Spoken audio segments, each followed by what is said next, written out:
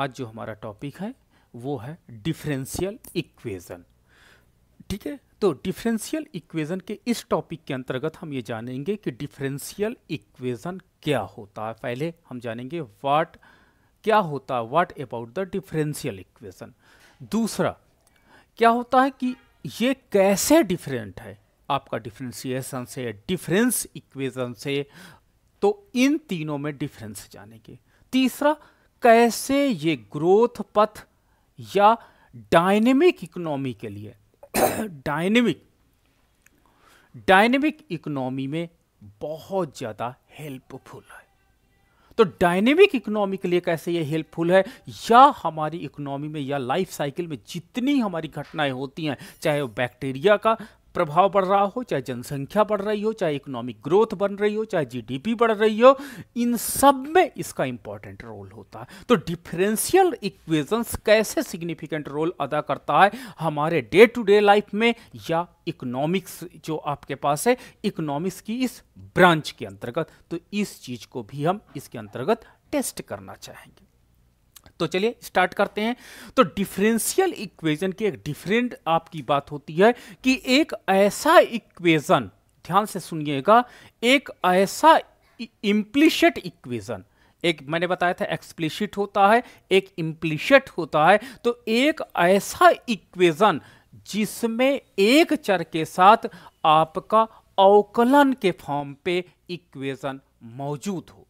ठीक है, यानी एक ऐसा इक्वेशन, इम्प्लिसिट इक्वेशन, जिसमें एक चर के साथ आपका अवकलन का पद समाहित हो, उस प्रकार के आप इक्वेशन को डिफरेंशियल इक्वेशन की श्रेणी के अंतर्गत रखते हैं। तो डिफरेंशियल इक्वेशन जो होता है एक प्रकार का डिफरेंशिएट होता है जो पार्ट इक्वेशन में इंक्लूड किया जाता है। चलिए और डीप इसको देखते हैं, समझते हैं कि ये क्या होता है। सबसे पहले है था डिफरेंशियल इक्वेशन और मैथमेटिकल इक्वेशंस। ये एक आपका गणितीय समीकरण है। ठीक है, गणितीय समीकरण है दैट इन्वॉल्व वन और मोर डेरिवेटिव्स। मैंने क्या कहा था कि उस इक्वेशन में एक या एक से अधिक डेरिवेटिव इन्वॉल्व होती है, यानी डेरिवेटिव इंक्लूड होती है ऑफ एन अननोन फंक्शन, यानी अननोन फंक्शन के साथ। तो यानी एक ऐसा समीकरण जिसमें एक या एक से अधिक डेरिवेटिव्स इंक्लूड हो अननोन फंक्शंस के साथ, तो इस प्रकार के इक्वेशन को हम लोग डिफरेंशियल इक्वेशंस के नाम से जानते हैं। ठीक है, और ये क्या है, इम्प्लिसिट फंक्शन होता है, एक्सप्लिसिट फंक्शन के रूप में अधिकतर नहीं मिलता है। ठीक है, दूसरा, they are used the model relationship. हरदम डिफरेंशियल इक्वेशन का प्रयोग हम क्या करते हैं, मॉडल रिलेशनशिप को कैलकुलेट करने के लिए यूज किया जाता है। यानी जब हम एक टाइम पाथ में इस पॉइंट से हम अनंत काल की दिशा की ओर जाना चाहते हैं और जानना चाहते हैं, तो इस यात्रा में क्या होता, कई कंपोनेंट आपको क्या मिलेंगे, डायनेमिक मिलेंगे। तो उस परिपेक्ष में जिस मॉडल का आप प्रयोग करोगे वो डिफरेंशियल इक्वेशन के नाम से जानी जाएगी। ठीक है, आगे है इन्वॉल्विंग रेट ऑफ चेंज। इसके अंतर्गत डिफरेंशियल इक्वेशन में रेट ऑफ चेंज को लेकर के बात की जाती है, यानी लॉन्ग टर्म एक प्रकार का डायनेमिक मॉडल ये बनाता है जिसमें रेट ऑफ चेंज, जहां पर रेट ऑफ चेंज की बात आती है वहां पर डिफरेंशियल इक्वेशन की बात कहने लगेंगे। या क्वांटिटीज में परिवर्तन को दिखाई पड़ता है, that very continuously in the economics they find applications. अर्थशास्त्र में हम इसके एप्लीकेशंस को देख सकते हैं इन वेरियस एरियाज, जैसे कि dynamic nature of economic system. जहां जहां पर इकोनॉमी में कोई वेरिएबल, जो एजम्पशन हमने कांस्टेंट की मानी है, अगर हम उसको डायनेमिक मान लें तो वहां पर इसे डिफरेंशियल इक्वेशन का हम लोग प्रयोग करने लगते हैं। तो डिफरेंशियल इक्वेशन वहां पर यूज होती है जहां पर हम डायनेमिक नेचर को देखते हैं, और डायनेमिक नेचर यानी टाइम पाथ के साथ बहुत ज्यादा उसमें परिवर्तन अगर दिखाई पड़ता है तो वहां पर हम डिफरेंशियल इक्वेशन का प्रयोग करते हैं। अब देखिए डिफरेंशिएशन आपकी बात करते हैं डिफरेंशिएशन। आपने देखा होगा कि आपको मैंने फर्स्ट ईयर में पढ़ाया, थर्ड ईयर में पढ़ाया कि हम क्या करते हैं dy अपॉन dx करते हैं, और उसमें क्या होता है x की पावर अगर n होती तो n पहले लाते हैं, x की पावर a है।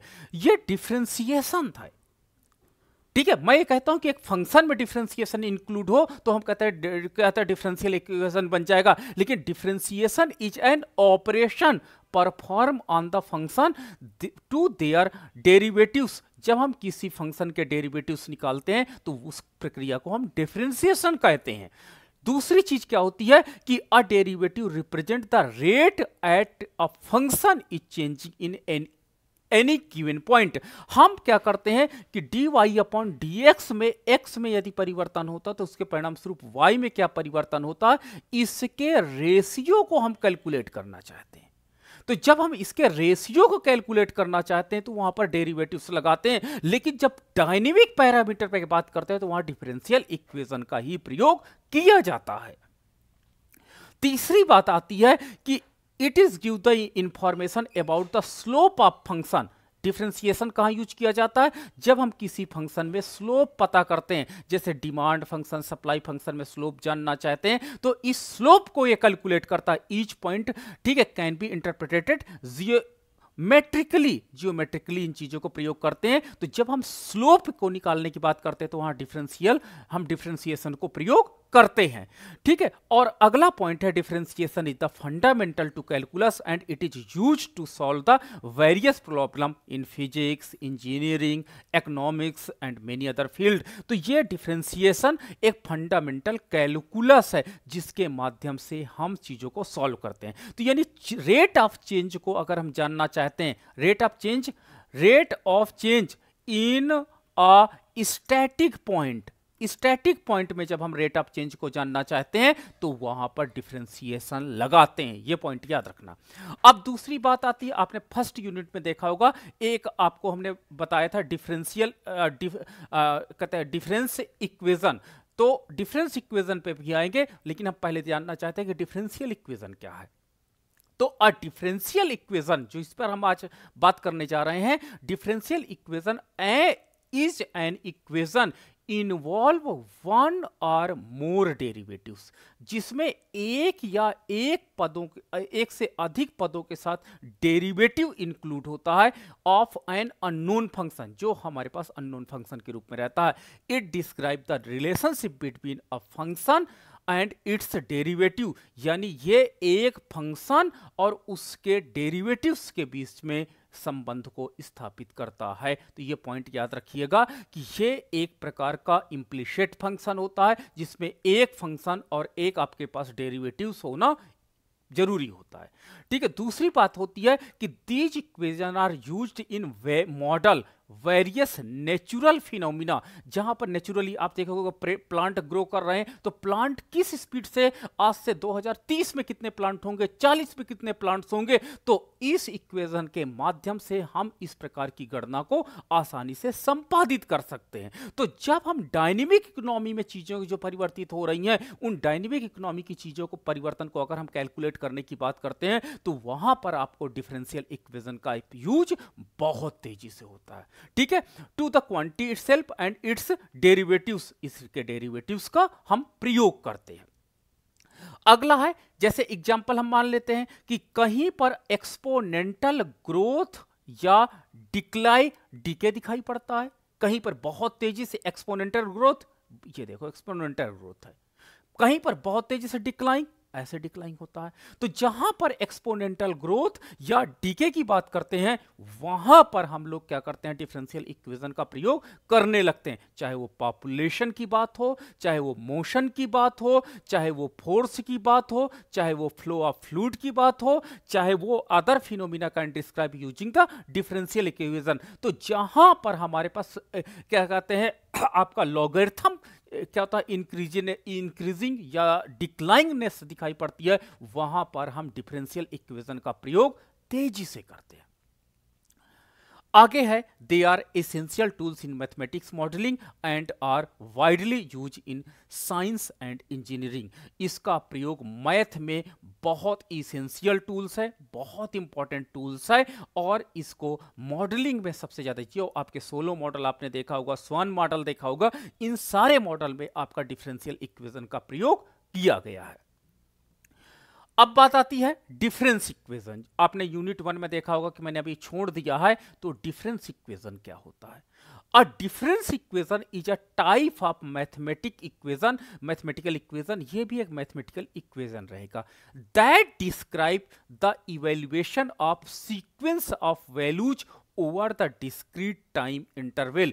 एक समय अंतराल के परिणाम स्वरूप, जैसे 2024 से लेकर के 2026 के मध्य हमारे देश की जीडीपी ग्रोथ कितनी हुई, 26 से लेकर के 28 के मध्य, यानी डिस्क्रीट टाइम इंटरवल में जो समय अंतराल की वृद्धि के साथ साथ जो हमारी आर्थिक वृद्धि होती जाती है, तो हम डिफरेंस इक्वेशन के माध्यम से उसको कैलकुलेट कर सकते हैं। यानी यह डिफरेंस इक्वेशन जो होता है ये लिमिटेड टाइम पाथ के अंतर्गत काम करता है, यानी कि इसकी न्यूनतम लिमिट होती है, एक अपर लिमिट होती है, और उसके बीच के जो ये ग्रोथ होती है उस ग्रोथ को कैलकुलेट किया जाता है डिफरेंस इक्वेशन के माध्यम से।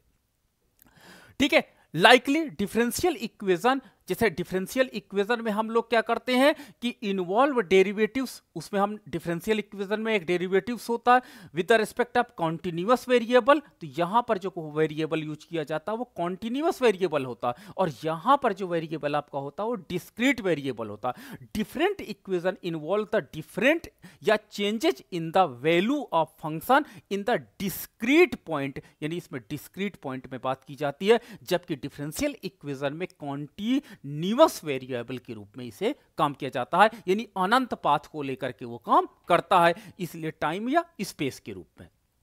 अगला है difference equation are used in model phenomena. ठीक है, phenomena that evolve the discrete steps and increment such as population. वो टाइम टू टाइम क्या होता है, कितना ग्रोथ हुआ, इस ग्रोथ को, ये टाइम टू टाइम एक टाइम स्पॉन में जो ग्रोथ होता उस ग्रोथ को मेजरमेंट करने के लिए हम डिफरेंस इक्वेशन का प्रयोग करते हैं। डिफरेंशियल इक्वेशन का हम प्रयोग क्या कब करते हैं, जब हम अनंत टाइम स्पेस को लेकर के, पाथ को लेकर के काम करना चालू करते हैं। ठीक है, तो यानी कॉन्टिन्यूअस वेरिएबल को लेकर के डिफरेंशियल इक्वेशन काम करता है, और डिस्क्रीट टाइम इंटरवल को लेकर के आपका डिफरेंस इक्वेशन काम करता है। यानी डिफरेंस इक्वेशन क्या होता है, मान के चलिए जैसे गाड़ियां होती हैं, हमारी स्कूटी होती है, हमारी छोटी कार होती है, लोकल दूरी को हम दूरी करते हैं, यानी जिसमें ज़्यादा हमको यात्रा ना करनी पड़े, वहां पर हम प्रयोग करते हैं। लेकिन अगर हम एरोप्लेन का प्रयोग करें, हम बुलेट ट्रेन का प्रयोग करें, तो डिफरेंशियल इक्वेशन के रूप में जाना जाएगा। ठीक है, तो तीनों में मैंने आपको डिफरेंस बता दिया कि what is the difference between कहते हैं differentiation, difference equation and differential equation. तो अब तीनों में अंतर आपको बहुत अच्छे से समझ में आना चाहिए। नाउ चलो एक हम, क्योंकि आपके उसमें टॉपिक में दिया है कि एक ग्रोथ पाथ को लेकर के इसको डिस्क्राइब करिए कि डिफरेंशियल इक्वेशन कैसे उसमें इन्वॉल्व किया गया, कैसे डिफरेंशियल इक्वेशन एक इकोनॉमिक ग्रोथ मॉडल को स्टेब्लिश करता है, तो उसको आप बताइए, उसके एग्जाम्पल के माध्यम से इसको हमको, इसके बेसिक कॉन्सेप्ट को हमको समझाइए। तो चलिए आइए देखते हैं कि सोलो ग्रोथ मॉडल को हमने एग्जाम्पल के रूप में लिया है।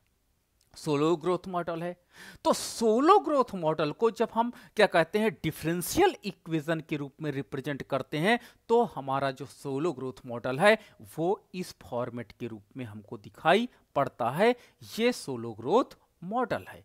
अब देखिए, ये आपका एक इम्प्लिसिट फंक्शन है, जो जिसमें एक आपका अननोन वेरिएबल क्या होता है, डेरिवेटिव के रूप में इस इक्वेशन में रिप्रेजेंट किया गया है। तो डेरिवेटिव के रूप में डी के अपॉन डी टी, ये बताता है कि जो के कैपिटल है, के रिप्रेजेंटिंग द कैपिटल स्टॉक, ये जो capital stock of the economy है, के उसको रिप्रेजेंट करता है। टी रिप्रेजेंट करता है टाइम को, ठीक है, टाइम को रिप्रेजेंट करता है। अधिकतर मैं बताऊं कि जितने डिफरेंशियल इक्वेशन बनाए जाते हैं, वो डिफरेंशियल इक्वेशन जो इकोनॉमिक्स में बनाए गए, वो टाइम पाथ को लेकर के ज्यादा बनाए गए। यहां पर टाइम जो होता है वो as a independent variable role play करता है, वो दीर्घकाल के एक मॉडल को डेवलप करने के लिए, क्योंकि दीर्घकाल हमारे पास इकोनॉमिक्स में अल्पकाल दीर्घकाल जुड़ा होता है, इसलिए यहां पर डिफरेंशियल इक्वेशन में अधिकतर जो हमारे पास मॉडल बनाए गए वो अधिकतर इंडिपेंडेंट वेरिएबल टी के रूप में बताया गया, जो टाइम के रूप में था। Small S is the saving rate, ये बचत की दर है, indicating the proportion of the output saved and invested, यानी ये आपकी जो सेविंग को तो रिप्रेजेंट कर रहा है, but it is also representing the investment, ये इन्वेस्टमेंट को भी रिप्रेजेंट कर रहा है। ठीक है, वाई रिप्रेजेंटिंग जीडीपी को, यानी नेशनल इनकम को ये रिप्रेजेंट कर रहा है आपका पार्ट। ठीक है, एन रिप्रेजेंट पॉपुलेशन को ये रिप्रेजेंट कर रहा है, और आपका लैम्डा क्या होता है, डेप्रिसिएशन रेट, ठीक है, घिसावट की दर को रिप्रेजेंट कर रहा है। तो इस प्रकार जो हमारा सोलो ग्रोथ मॉडल है, सोलो ग्रोथ मॉडल में कहते हैं कि ये जीडीपी है, जीडीपी में से अगर आपकी MPS, marginal propensity to saving, जिसे हम लोग इन्वेस्टमेंट कहते हैं, अगर मल्टीप्लाई कर देंगे तो रेट ऑफ इन्वेस्टमेंट हम यहां से कैलकुलेट कर सकेंगे। रेट ऑफ इन्वेस्टमेंट कैलकुलेट कर सकेंगे, ये आपकी पूंजी है, और पूंजी की जो डिप्रिसिएशन है, जो पूंजी की घिसावट है, वो घिसावट किस पर निर्भर कर रही है, पहले तो उसके डायरेक्ट घिसावट पर, दूसरे पॉपुलेशन के आकार पर। तो इन दोनों कंपोनेंट को हम जोड़ देते हैं और इससे मल्टीप्लाई कर देते हैं, तो ये पता चल जाता है कि दीर्घकाल में टाइम के साथ हमारी पूंजी में घिसावट कितनी होगी। तो ये जो आपकी पूंजी है और पूंजी में जो घिसावट है, ये घिसावट n प्लस लैम्डा के माध्यम से दिखाई गई। तो यहां पर देखिए ये इन्वेस्टमेंट रेट है, क्या है, इन्वेस्टमेंट रेट है। ये आपका पूरा कंपोनेंट क्या है, ये कंपोनेंट आपका डिप्रिसिएशन रेट को है। जब ये दोनों रेट इकोनॉमी में बराबर हो जाते हैं तो हम संतुलन पाथ को निर्धारित कर लेते हैं। ठीक है, तो संतुलन पाथ को निर्धारित कर लेते हैं, और ये हमारे पास बताता है कि के डी के अपॉन डी टी, यानी टाइम परिवर्तन के साथ जो पूंजी आपकी हुई है उसमें संचय की दर क्या रही है, इसको ये डिफरेंशियल इक्वेशन के माध्यम से दर्शाया गया है। ठीक है, तो ये सोलो ग्रोथ मॉडल है। तो सोलो ग्रोथ मॉडल में दो कंपोनेंट आपको स्पेशली है कि ये आपकी अर्थव्यवस्था में पूंजी की वृद्धि को दर्शाता है, और ये आपका कंपोनेंट है, ये घिसावट को दर्शा रहा है। तो जब अर्थव्यवस्था में पूंजी की वृद्धि दर तथा पूंजी की क्या होता है, घिसावट की दर अर्थव्यवस्था में बराबर रहती है, तो वो पॉइंट आपका इकोनॉमी में संतुलन पॉइंट होता है। ठीक है, लेकिन अगर अर्थव्यवस्था में इसका मान, पूंजी वृद्धि की दर का मान ज्यादा हो, घिसावट का मान कम हो, तो अर्थव्यवस्था बहुत तेजी से ऊपर की ओर ग्रो करेगी। लेकिन अर्थव्यवस्था में अगर घिसावट का रेट ज्यादा हो तथा अर्थव्यवस्था में पूंजी वृद्धि की दर कम हो, तो अर्थव्यवस्था कुछ ऐसे मूव करने लगेगी। लेकिन अगर अर्थव्यवस्था में दोनों का मान बराबर हो, यानी देखो यहां पे माइनस लगाए, तो अर्थव्यवस्था स्टेडी ग्रोथ रेट से ऑटोमेटिक ऊपर की ओर बढ़ती चली जाएगी। तो ये तीनों कंपोनेंट क्या होते हैं कि इस तरह से इकोनॉमी में हम दीर्घकालीन संतुलन को स्टेब्लिश करते हैं इस इक्वेशन के माध्यम से। अब देखिए एक्सप्लेनेशन करते हैं। एक्सप्लेनेशन में हमने बताया कि DK upon DT representing the rate of change of the capital stock. अर्थव्यवस्था में समय के साथ अर्थव्यवस्था में कैसे परिवर्तन होता है कैपिटल स्टॉक, वो बताता है डीके अपॉन dt। ठीक है, with the respect of time, समय के साथ अर्थव्यवस्था में जो कैपिटल स्टॉक है उसमें कैसे चेंज हुआ, उसको ये रिप्रेजेंट करता है। This is the derivative of the capital stock function with the respect of time. यही आपका एक अवकलन है जो इस इक्वेशन के साथ जुड़ा है, जो इसको डिफरेंशियल इक्वेशन के रूप में कन्वर्ट कर रहा है। ठीक है, तो indicating how fast the capital stock is changing any given time, यानी टाइम के सापेक्ष कैपिटल ग्रोथ में कितनी वृद्धि हो रही है उसको यहां पर रिप्रेजेंट किया गया। अब बताता हूं मैं कि स्मॉल एस इंटू वाई, यानी जो आपका क्या कहते हैं बचत की दर है या निवेश की दर है, वो जीडीपी से मल्टीप्लाई है, representing investment in the new capital, यानी अर्थव्यवस्था में कैपिटल ग्रोथ को दर्शा रहा है।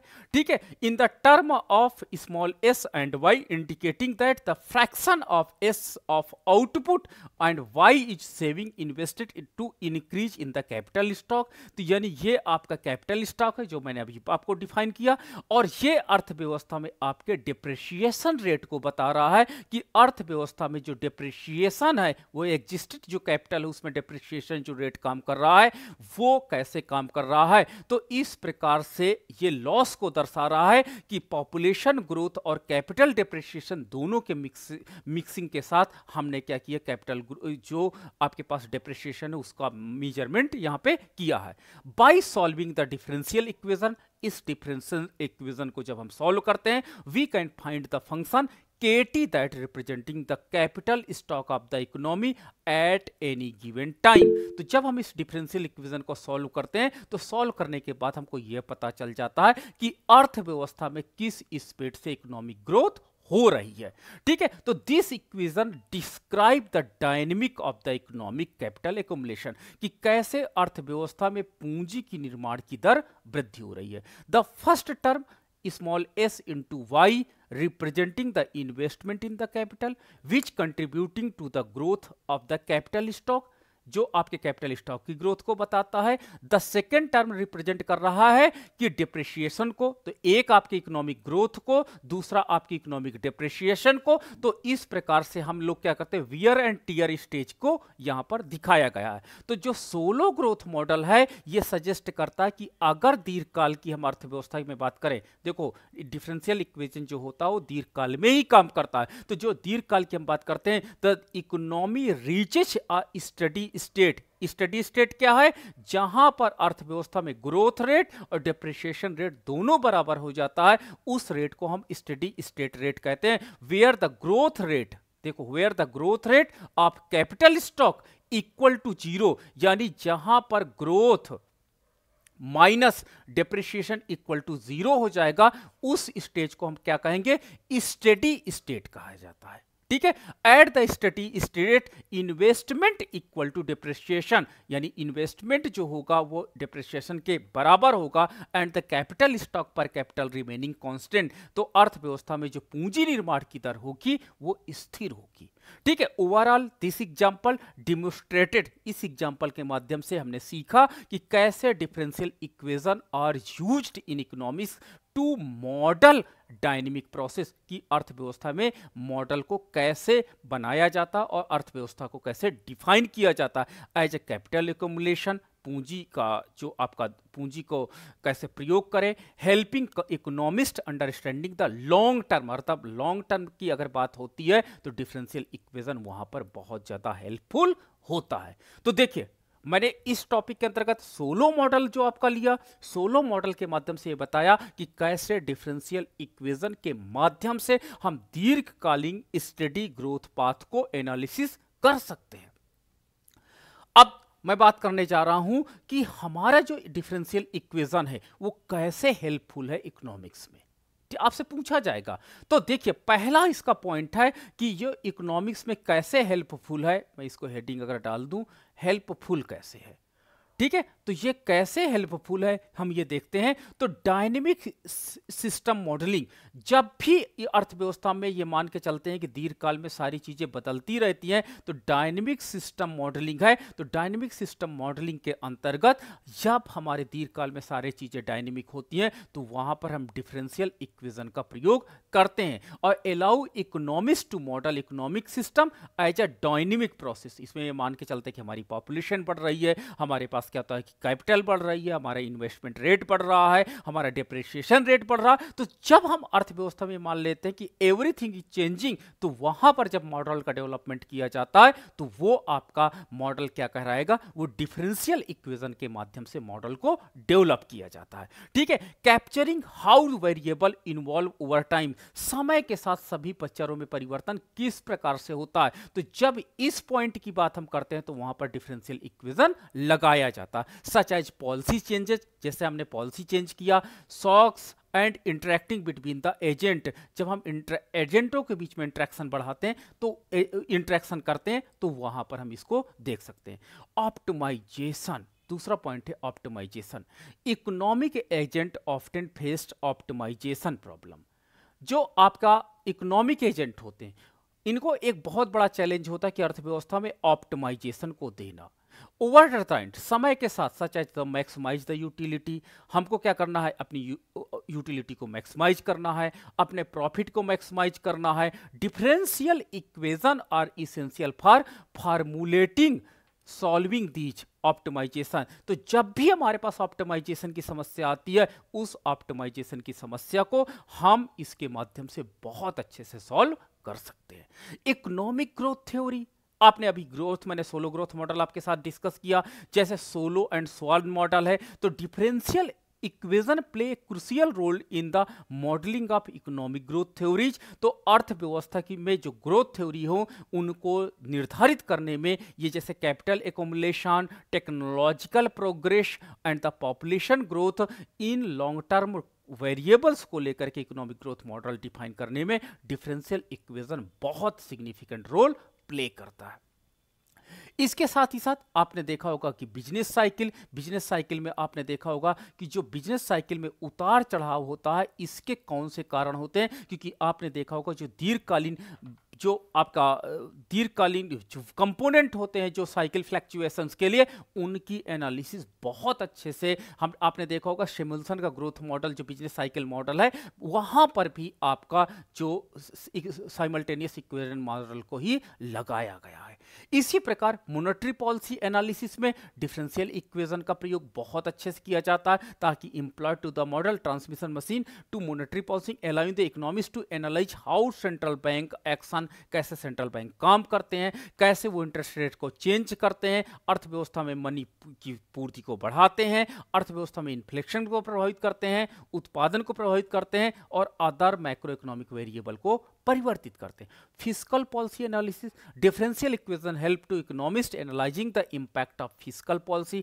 फिस्कल पॉलिसी को परिवर्तन में भी ये बहुत बड़ा इंपॉर्टेंट रोल अदा करते हैं। Measuring such as government spending and taxation changes and aggregate demand, economic growth and income distribution आदि पर भी बहुत ज़्यादा इसमें परिवर्तन देखने को मिलता है। इसी प्रकार मार्केट डायनेमिक्स में डिमांड एंड सप्लाई कैसे शिफ्ट होती है, डायनेमिक्स चेंज होते हैं। फाइनेंशियल इकोनॉमिक्स में बहुत ज़्यादा डिफरेंशियल इक्वेशन काम करते हैं। आपका गेम थ्योरी जो होती है वहाँ पर भी डिफरेंशियल इक्वेशन का बहुत इंपॉर्टेंट रोल है। इन्वायरमेंटल इकोनॉमिक्स में हमने बताया कि अर्थव्यवस्था, आपने देखा होगा इन्वायरमेंटल इकोनॉमिक्स के अंतर्गत अर्थव्यवस्था में जो आपका सचेता पॉपुलेशन एकोमुलेशन है, इस पर रिसोर्स डिप्लेशन है, क्लाइमेट चेंज है, इनमें helping economist access to impact of environmental policies, अर्थव्यवस्था जो आपके पास पर्यावरणीय पॉलिसी हैं उनको, और अर्थव्यवस्था में जो वेलफेयर है और सस्टेनेबल डेवलपमेंट है, उन कॉन्सेप्ट को भी इस्टेब्लिश करने में बहुत रोल अदा करते हैं। इसी प्रकार से आपका लेबर मार्केट में और इंटरनेशनल ट्रेड में भी इसका इंपॉर्टेंस देखा गया। अब आते हैं डिफरेंशियल इक्वेशन, आपने अभी तक क्या सीखा। तो देखो, अभी तक आपने डिफरेंशियल इक्वेशन के अंतर्गत क्या सीखा कि जो डिफरेंशियल इक्वेशन है, जो डिफरेंशियल इक्वेशन है were began in the Newton and कहते हैं लेबनिन इन द 17th सेंचुरी में इसे डेवलप किया गया था आपका डिफरेंशियल इक्वेशन को। Differential equation are often used in economics, अधिकतर इकोनॉमिक्स में जितनी भी घटनाएं होती हैं वहां पर हम इसको डिफरेंशियल इक्वेशन का ही प्रयोग करते हैं। A differential equation in an equation which involve derivatives, एक ऐसा इक्वेशन जिसमें डेरिवेटिव्स इन्वॉल्व हो उसे हम लोग डिफरेंशियल इक्वेशन के नाम से जानते हैं। यानी एक ऐसा समीकरण जहां पर डेरिवेटिव्स इन्वॉल्व हो जाए उस इक्वेशन को हम लोग डिफरेंशियल इक्वेशन के नाम से जाने लगते हैं। इट्स इम्प्लिसिट फंक्शन, ये इम्प्लिसिट फंक्शन है, ठीक है, एक्सप्लिसिट नहीं है, implicit function relationship between variables and their differential, तो डिफरेंशियल और वेरिएबल्स के बीच के रिलेशनशिप को बताता है। The unknown is often function of time, इसमें मैंने आपको बताया था कि जितने अननोन थे इसमें टाइम के संदर्भ में एक बात की गई थी, तो unknown is the function of time के रूप में अधिकतर डिफरेंशियल इक्वेशन के अंतर्गत काम किया जाता है। अब एक आता है प्रश्न, इसमें आता है order and degree of the differential equation. तो ऑर्डर एंड डिग्री को हम कैसे मेजरमेंट करते हैं, कैसे पढ़ते हैं, तो ये डिफरेंशियल इक्वेशन में एक इंपॉर्टेंट पार्ट आता है, कभी कभी 1-2 नंबर में पूछ लिया जाता है। तो चलिए आइए हम देखते हैं कि कैसे ऑर्डर एंड डिग्री को आप कैलकुलेट करेंगे। तो देखिए, मैं एक आपको साथ एग्जांपल लेके चलता हूं कि यहां पर याद रखना, अगर हम किसी चीज का अवकलन करते हैं तो अवकलन किए तो यह क्या होता है, प्रथम घात अवकलन है। आप कहोगे यस सर, तो प्रथम घात अवकलन है तो this is the first order. क्या कहोगे, this is the first order. अगर इसके ऊपर मैं घात 2 की लगा दूं तो, लेकिन आप क्या कहोगे सर, अवकलन प्रथम चरण प्रथम उसका फर्स्ट ऑर्डर है, लेकिन इसकी घात 2 है, तो इसकी डिग्री जो होगी कितनी होगी, डिग्री होगी 2। ठीक है, फर्स्ट ऑर्डर एंड डिग्री 2। तो हरदम ये आप देखिएगा, जैसे आपका D square Y upon D X square, अब इसकी पावर हम 3 करते हैं, तो क्या कहोगे, ऑर्डर 2 का है, 2 ऑर्डर है, बट डिग्री कितनी है, डिग्री 3 है। ठीक है, अगर मैं कहूं D Y upon D X, तो आप कहोगे सर प्रथम घात का तो ऑर्डर जो है वो कितना है, वो 1 होगा, और घात कितनी होगी, तो वो भी 1 होगी, क्योंकि कोई घात नहीं है तो मतलब 1 है। तो ये एग्जाम में कभी कभी एक नंबर में पूछ लिया जाता है, एक इक्वेशन दे दिया जाता है। ये यहां पर देखिए डिफरेंशियल इक्वेशन आपको दिया गया है। इस डिफरेंशियल इक्वेशन में बताइए कि कितनी डिग्री है, कितने ऑर्डर है। तो देखो इसको प्रथम घात में यहां पे अवकलन किया गया, प्रथम चरण में ही आपका किया, फर्स्ट ऑर्डर है, तो फर्स्ट ऑर्डर है, तो आपका ऑर्डर का मान ये 1 है। अब देखिए इसमें पावर कितनी है, तो 1 है, तो डिग्री भी आपकी 1 हो जाएगी, हो गई। अब इसी प्रकार से हम इस फलन में देखते हैं, इसमें देखिए 2 की घात है, यानी 2 बार इसमें अवकलन किया गया है, और इसकी पावर 3 है। इसमें 1 बार अवकलन किया गया, पावर 2 है। तो सबसे अधिकतम क्या है कि यहां पर जो आपका ऑर्डर है वो 2 है, और इसकी जो डिग्री है वो 3 है। क्लियर हो गया होगा, नहीं क्लियर हुआ तो चलिए यहां पर आप लोग बताइए, पहले वाले में क्या ऑर्डर है, क्या डिग्री है। एक एक बच्चा स्पीकर ऑन करे और प्लीज मुझे हेल्प करे यहां पे। पहले वाले ऑर्डर 2 है, डिग्री भी एक मिनट, क्या हुआ, कितना बोलो, सबसे अधिकतम देखा जाता है, याद रखना। हाँ, ऑर्डर 2 है, डिग्री भी 2 है। ऑर्डर 2 है और डिग्री भी 2 है, ऑर्डर 2 और डिग्री 2। कन्फर्म है, देख लो पिछले से, कन्फर्म है,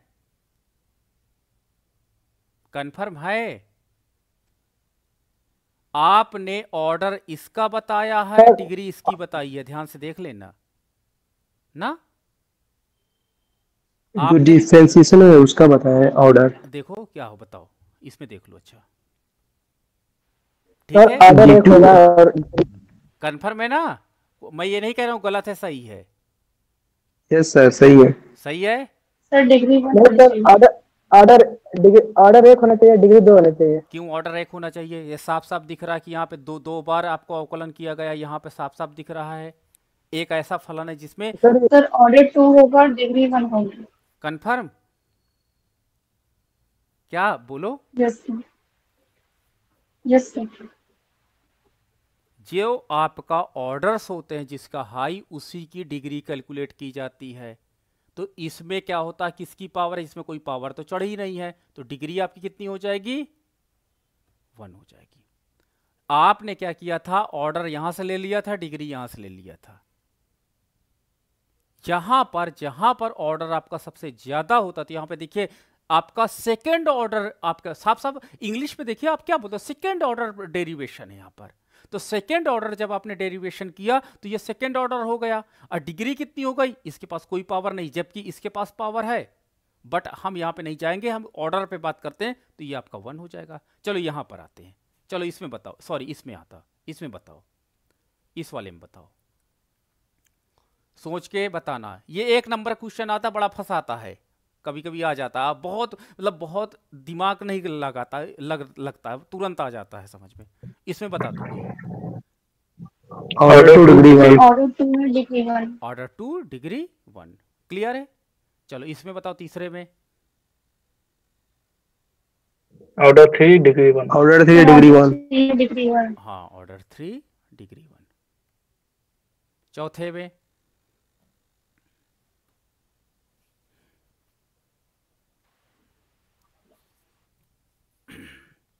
ऑर्डर 3 डिग्री 3/2।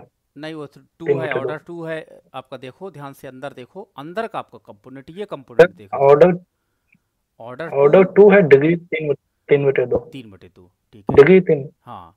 चलो इसमें अब देखो, इसमें याद रखना जो आपका डेरिवेटिव होता है, डेरिवेटिव को 3 तरीके से लिखा जाता है, या तो dy अपॉन dx लिख दो, या तो y के ऊपर एक सिंगल डैश कर दो, ठीक है, और या तो आप f इंटू डैश कर दो। 3 प्रकार से अवकलन को लिखा जाता मैथमेटिक्स में।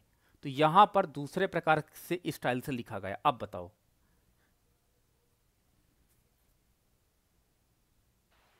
सर ऑर्डर 2 और डिग्री टू।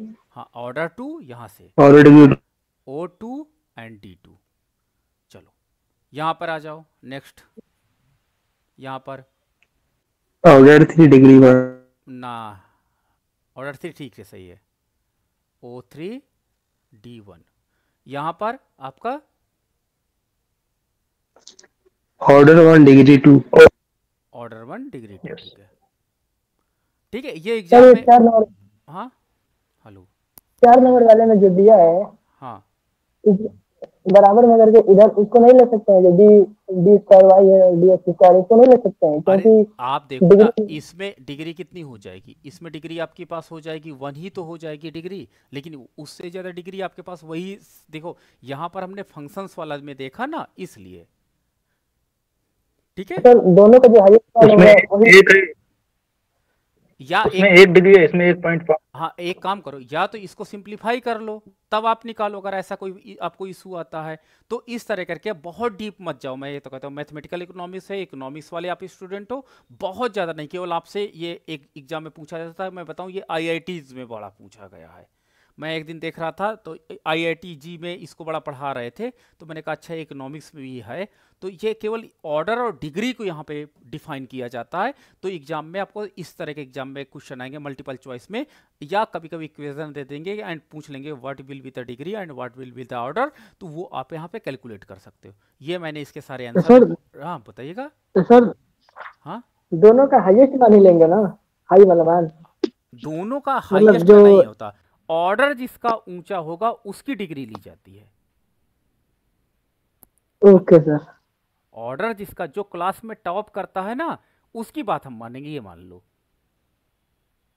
Okay sir. ठीक है, अब देखो बात आती है जी सर। काइंड्स ऑफ डिफरेंशियल, कितने प्रकार के डिफरेंशियल होते हैं। तो आपका जो डिफरेंशियल होते हैं ऑर्डिनरी टाइप, 2 प्रकार के डिफरेंशियल होते हैं। पहला आपका डिफरेंशियल जो होता है वो ऑर्डिनरी डिफरेंशियल टाइप होता है, और दूसरा जो डिफरेंशियल होता है वो आपका पार्शियल डिफरेंशियल इक्वेशन होते हैं। तो ऑर्डिनरी टाइप का जो डिफरेंशियल आपका होता है वो इन्वॉल्विंग ओनली 1 इंडिपेंडेंट वेरिएबल होता है। आपने देखा होगा जो ऑर्डिनरी टाइप का होगा, जैसे dk/dt इक्वल टू आपका ay equal to S P कर दो। अब देखो यहां पर केवल एक इंडिपेंडेंट वेरिएबल है जिसके साथ हमने क्या किया है, इसको पार्शियल डिफरेंशिएशन कर रहे हैं। तो जब आपको पूरे इक्वेशन में एक जगह पर आपको क्या हो जाए, एक जगह पर इंडिपेंडेंट वेरिएबल जिसके संदर्भ में आपको इक्वेशन बनाई जा रही हो, अवकलन किया जा रहा हो, डेरिवेटिव्स हो, तो उसे हम लोग क्या कहते हैं, ऑर्डिनरी टाइप का डिफरेंशियल इक्वेशन कहते हैं। लेकिन जब हमारे पास क्या होता है कि मोर देन 1 इंडिपेंडेंट वेरिएबल हो जाए इक्वेशन में, ठीक है, dk/dt प्लस dp/ds, देखो कई हो गए, प्लस 0y इक्वल टू के, ऐसे देखिए डिफरेंशियल इक्वेशन है कि नहीं है। लेकिन हमारे पास क्या होता है कि जो अवकलन है वो कई इंडिपेंडेंट वेरिएबल के संदर्भ में हो गया है। तो इस प्रकार के जो आपका डिफरेंशियल इक्वेशन होगा उसे हम लोग पार्शियल डिफरेंशियल इक्वेशन की संज्ञा देते हैं।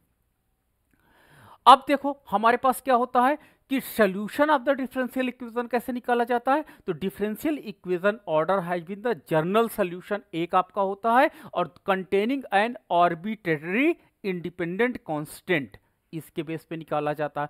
दूसरा आपका होता है एक पर्टिकुलर सॉल्यूशन होता है, may be obtain from the general solution. ये जनरल सॉल्यूशन से हम फाइंड आउट करते हैं by the assigning the certain specific value which is क्या होता है, which are the obtaining from any given information of the initial condition given in the problem in the arbitrary constant. तो ये हमारे पास एक particular solution की तरफ हम जब बढ़ते हैं तो ये आपका जनरल सोल्यूशन से ही पर्टिकुलर सोल्यूशन की तरफ आते हैं। तो डिफरेंशियल इक्वेशन में पहला आपका आता है जनरल सोल्यूशन, और दूसरा आपका आता है पर्टिकुलर सोल्यूशन की तरफ हम लोग जाते हैं। तो इस प्रकार से हम पर्टिकुलर सोल्यूशन को भी फाइंड आउट कर सकते हैं। अब देखिए यहां पर first order linear differentiation equation with the constant coefficient and constant term के रूप में रिप्रेजेंट किया गया है। तो आप कहोगे ये जनरल इक्वेशन है, क्यों कहोगे? क्योंकि सर एक ही इंडिपेंडेंट वेरिएबल है और एक इंडिपेंडेंट वेरिएबल के साथ इस इक्वेशन को फ्रेम किया गया है। dy/dt प्लस u आपका इंडिपेंडेंट वेरिएबल t के संदर्भ में y plus Y T wt, तो derivative is taken with the respect of time. ये देखो टाइम के संदर्भ में जो इंडिपेंडेंट वेरिएबल है यहां पर डिफरेंशियल इक्वेशन को फ्रेम किया गया है, जहां पर u and w are the function of t, यानी जो t इंडिपेंडेंट वेरिएबल है यहां पर u और w उसके से प्रभावित होते हैं, किससे? समय के साथ इसमें परिवर्तन आता है।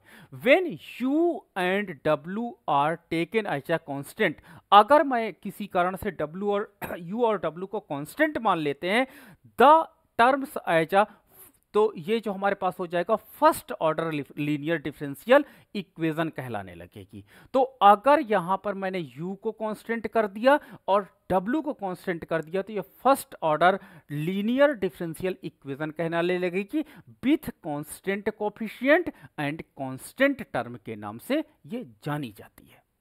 ठीक है, तो डिफरेंशियल इक्वेशन जो आपका होता है वो डिफरेंशियल इक्वेशन के अंतर्गत हम लोग ये देख लेते हैं कि आपका जो फर्स्ट ऑर्डर लीनियर डिफरेंशिएशन होता है इसमें जो इंडिपेंडेंट वेरिएबल के संदर्भ में होता है, और यहां पर हमारे पास जो आपका कांस्टेंट अगर मान लेते हैं तो कांस्टेंट के संदर्भ में ये आपका फर्स्ट ऑर्डर लीनियर डिफरेंशिएशन के नाम से जाना जाने लगेगा। लेकिन वही आपका होमोजीनियस केस में आ जाता है। तो जब हम होमोजीनियस केस में आ जाते हैं तो आप देखिए यहां पर u को आपने कांस्टेंट मान लिया, w को आपने कांस्टेंट मान लिया, और जब हम कांस्टेंट की वैल्यू को यहां पर रख देते हैं तो कांस्टेंट की वैल्यू क्या होती है कि बिल्कुल न्यूट्रल रोल प्ले करने लगती है। तो हमारे पास dy/dt प्लस ay, क्योंकि यहां से कांस्टेंट आपका पद u हट गया है और यहां पर आपके पास क्या हो जाता है, इक्वल टू 0 हो जाता है। अब हम क्या करते हैं कि इस फलन को हम क्या करते हैं कि एक प्रकार से क्या करते हैं कि जब हम इसको इंटीग्रेशन के रूप में ले लेते हैं, क्योंकि हमको लेफ्ट हैंड साइड और राइट हैंड साइड दोनों इक्वल करने होते हैं, तो इस प्रकार जो हमारे पास फंक्शन जनरेट होता चला जाता है। ठीक है, देखिए यहाँ पर लेफ्ट हैंड साइड और राइट हैंड साइड को ये सब आपको कैलकुलेट नहीं करना, केवल आपको इसमें बेसिक नॉलेज लेना है कि इस प्रकार के जो हमारे पास डिफरेंशियल इक्वेशन होते हैं, डिफरेंशियल इक्वेशन में हम जो लेफ्ट हैंड साइड और राइट हैंड साइड को इक्वल करने की बात करते हैं। ठीक है, आपने देखा होगा इक्वल करने के साथ ही साथ जैसे आपका right hand side and left hand side equal हो जाएगा, साइड इक्वल हो जाएगा, तो जब हम इनको क्या करेंगे, ट्रांसफर करेंगे, तो right hand side and minus left hand side को इक्वल करेंगे तो इक्वल टू 0 आ जाएगा। तो सोलो मॉडल के अंतर्गत भी आपने देखा होगा कि जो कैपिटल एक्यूमुलेशन रेट था, जो डेप्रिसिएशन रेट था, उन दोनों का अंतर इक्वल टू 0 हो गया था। तो हमने बताया था कि जो सोलो ग्रोथ मॉडल है वो सोलो ग्रोथ मॉडल स्टेब्लिश हो गया था। तो यहाँ पर जो आपका डिफरेंशियल इक्वेशन होता है वो इस प्रकार से सॉल्व किया जाता है कि राइट हैंड साइड और लेफ्ट हैंड साइड दोनों इक्वल हो जाए, ताकि इकोनॉमी में हम स्टडी पथ या एक कांस्टेंट रेट को ढूंढ सकें, सर्च कर सकें। ठीक है, तो ये मैंने आज आपके साथ डिस्कशन किया बेसिक ऑफ द क्या कहते हैं डिफरेंशियल